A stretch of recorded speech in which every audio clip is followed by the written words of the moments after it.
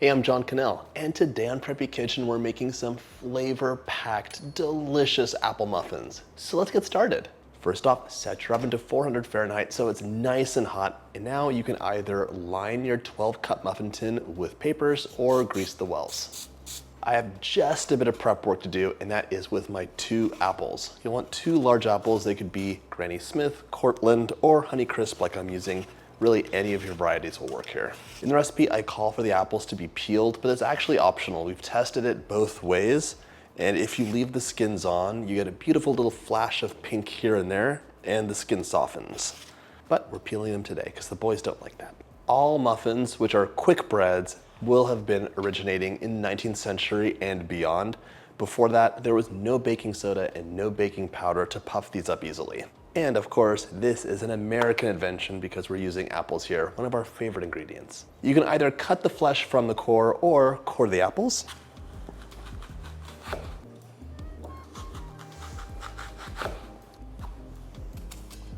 You'll want 220 grams of apple once cut, and for these giant ones, that is 1 apple. Give your apple a dice.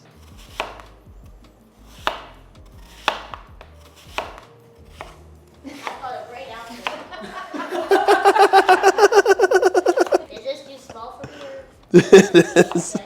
It's okay, just cover it. I was just giving you a piece of apple. Okay. Can I eat it? Yeah, okay. Bye.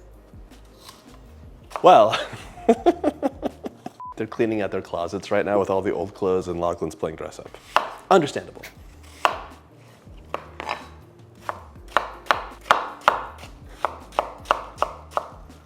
Transfer that to a bowl. And set that aside. These apples have a lovely, crunchy streusel-like top, so let's make that, and then we can do the muffin batter. For the streusel topping, we're gonna combine the dry ingredients in a medium bowl, starting with 1/2 cup or 60 grams of all-purpose flour. Yeah, perfect. 1/4 cup of light brown sugar, 55 grams. 1/4 cup of granulated sugar, that's 50 grams. And by the way, if you want these muffins to be a little less decadent, you can skip the streusel topping. They are still delicious. Or you could substitute it out for a lovely icing. Or you could have the icing on top of the streusel, up to you. And 1/2 teaspoon of cinnamon for some warming spice flavor. All right, my scale's done. Let's give it a little bit of a mix. Mix it up and break up the brown sugar lumps if there are any. Over the dry ingredients, we're gonna pour 3 tablespoons or 43 grams of melted unsalted butter. Although honestly, salted would be delicious here too. Use a fork and mix that up. I want this combined but still clumpy. Looks appetizing and smells delicious. Time to set that aside. Now in another medium bowl, we're gonna combine the dry ingredients for the batter, starting with 2 cups or 240 grams of all-purpose flour. Bam! Love using a scale. To puff things up, 1 1/4 teaspoon of baking powder. By the way, if you like my videos, hit that subscribe button. There's 2 new recipes every week. Every once in a while, someone will comment, "Oh, I haven't seen your videos in years. Where have you been?" And I was like, I've been posting the videos. You haven't seen them. Sad. 1½ teaspoons of ground cinnamon. And here, I will say, of course you have choices. You could have a little bit of allspice, a little bit of nutmeg, a little bit of ginger. I think 1/4 teaspoon of each would be nice. Did I mention cardamom? So good. You could also sub in pumpkin pie spice if desired. And for some contrast, 1/2 teaspoon of salt. You know, you could also drizzle caramel on top of the muffins too. That would be good too. Grab a whisk. And maybe something else, link in the description box below. Over 100 baking recipes, all of them delicious. Give this a good whisk. It's really easy to tell if you're whisking well when there's cinnamon or spices in.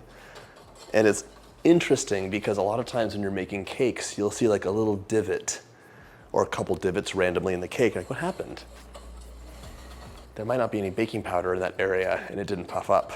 So whisking's important. Okay, we're gonna take 2 tablespoons of the dry mixture and sprinkle that over our apples. And give them a toss too. This will help the apples kind of float in the mixture and not sink to the bottom.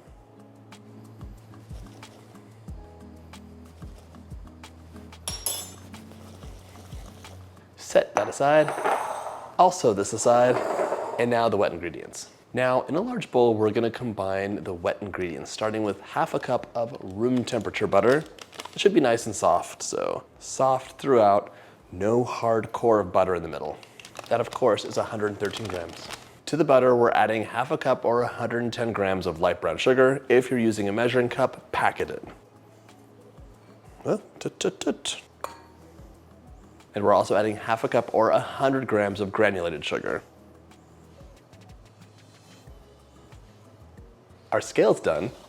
So now we're gonna beat this on medium speed for about 2 minutes until it's nice and creamy. You could use a stand mixer to make this if you wanted. I do not recommend beating it by hand. Too much work.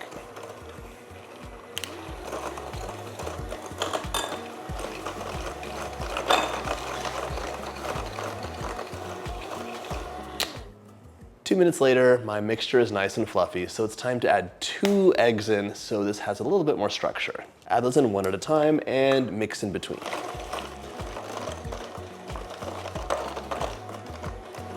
Egg number 2. Mix that in as well.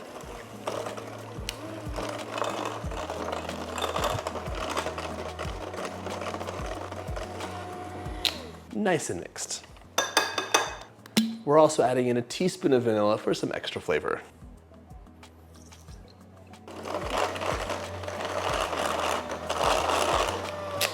Now we can combine the wet and the dry together. We're gonna add the flour mixture alternating with 1/4 cup of milk in 3 batches. I'm just gonna knock some of this down and scrape the bottom. Add that first third in. This will seem really thick and maybe even dry once everything is combined. However, our magical apples will release a lot of moisture, so don't worry. Mixing on lowest setting, just combine that flour, add half of the milk,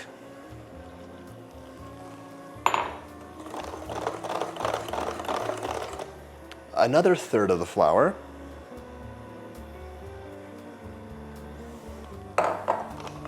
don't want to overmix your batter here, so be careful. So I'm lifting the beaters out in between. The remaining milk, and the remaining flour.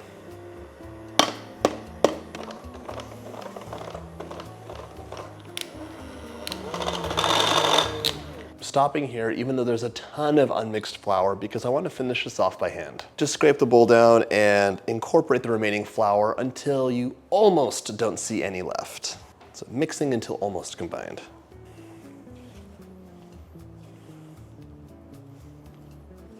Now we can add the apples. And just mix until they're nicely incorporated.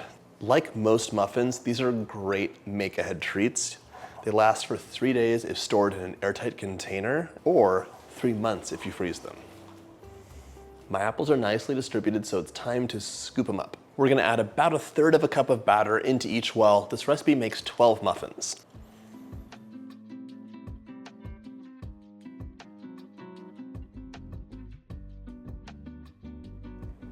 This is working out really well. I highly recommend having a triggered scoop in your kitchen. It's a really good tool. I have a little batter left over, so I'm gonna redistribute that as I wish. These look so good, but don't forget the streusel topping we made. Give a nice sprinkle. It's probably about 3 tablespoons per muffin.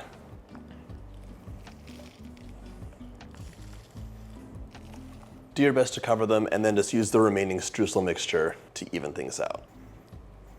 Just corral that back into the wells. Just don't make a mess. I want these muffins to rise up and really have a tall, beautiful dome. So we're gonna bake them at 400 Fahrenheit for 10 minutes for that initial flash of heat. Then we're gonna reduce to 350 and bake an additional 12 to 15 minutes or until a skewer inserted in the middle comes out clean. In you go.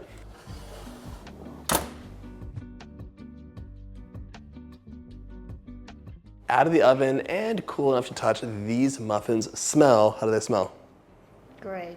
They smell delicious. The difference between paper versus no paper, the ones in the paper rose a little bit nicer. The ones without have a darker caramelized edge, so choose the version you like best. And just like that, they're ready to enjoy.